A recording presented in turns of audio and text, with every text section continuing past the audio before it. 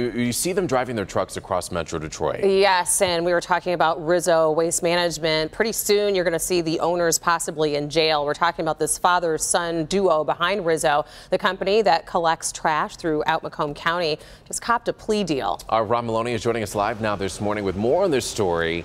And Rob, this is tied to a major corruption probe in Macomb County. Right, it's at the heart of 17 arrests that have happened in this corruption scandal. And it's one of those things where, yes, it was a meteoric rise, those red Rizzo trucks going around Metro Detroit, but the fall has been just as quick. The original indictment was 43 complicated pages laying out the case. The end came much more simply. A single page with the Rizzos agreeing to appear in federal court next month in Port Huron for a plea hearing. Chuck Rizzo, the son, started out helping the feds in their attempts to ferret out the widespread corruption they found in Macomb County. He wore a wire and helped expose the payoffs of government officials in order to gain trash hauling contracts. In all, 17 arrests resulted. Somewhere along the line, though, Rizzo decided to stop helping the investigation, which led the feds to point much of their investigation toward him and his father. When the indictment came out, it was Dean Reynolds, a Clinton Township trustee closest to the Rizzos. The feds say that Chuck Rizzo served as bagman in paying bribe money to Reynolds from Boulevard and Trumbull towing magnate Gasper Fiore in order for Fiore to get a township towing contract. But the bigger problem for Rizzo stems from the construction of this Bloomfield Hills mansion. He, along with his father Charles, allegedly used friends to steal money from Rizzo Environmental Services. The other owner was a New York hedge fund, as a way to finance the mansion. In all, Rizzo faced 8 conspiracy and bribery counts and roughly half a dozen wire fraud charges as well. All right, so what do you do when you strike a plea deal? Well, you agree to testify in the case for reduced jail time or perhaps no jail time.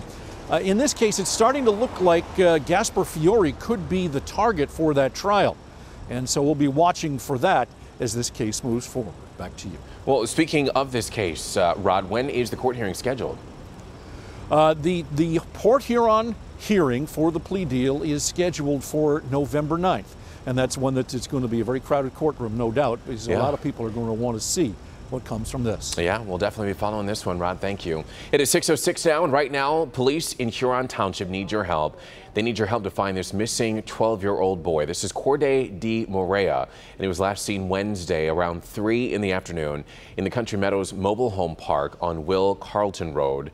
He was seen wearing a white Puma shirt and black Puma pants. Police say that he might be with a man named Corey Williams. We're not sure the relation there, but if you have seen him, call Huron Township Police. Now to the massive wildfires that are still ripping through parts of Northern California. The death toll, the number of people who have lost their lives so far is now up to 23 this morning, and more than 200 people are still missing. Firefighters are battling nearly 24 different wildfires in multiple counties throughout Northern California.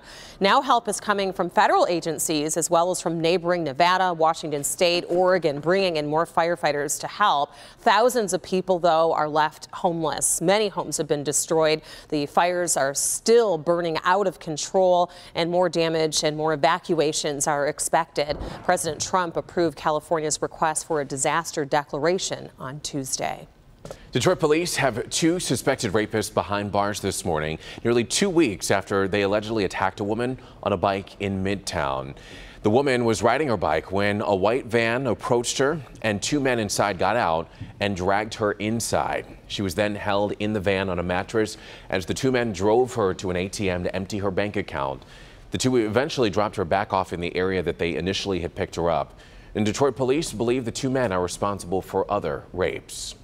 And 2 Detroit police officers are okay now after being rushed to the hospital last night because they got sick from fumes. The officers were investigating an abandoned car right at 2nd Avenue and Blaine Street when they were suddenly sick. They got sick from fumes while sitting in their cruiser. Both officers are expected to make a full recovery, so that is the good news there. Yeah, but still a mystery as to what it was. Yeah, they think that it might have been from the pepper spray, but better to be safe than sorry, and we're glad that they're okay. It is 6:08, and coming up, Facebook is looking to make virtual reality more accessible, and it starts with a cheaper price tag. Yes, plus the secret everyone knew, that is the big question As the latest fallout in the Hollywood sex scandal is making even more headlines today surrounding movie producer, or should we say former movie producer, Harvey Weinstein. That's coming up next. Well, welcome back, everybody. And jobs for you this morning. The Detroit Public Schools Community District is set to host the first of 2 teacher recruitment fairs today. The district in need of more teachers. The fairs will be held from 5 p.m. until 7 at the Dr. Benjamin Carson High School right there on Mack Avenue. Applications for all teaching positions will be accepted, but there is a critical need for math, science, and special education teachers.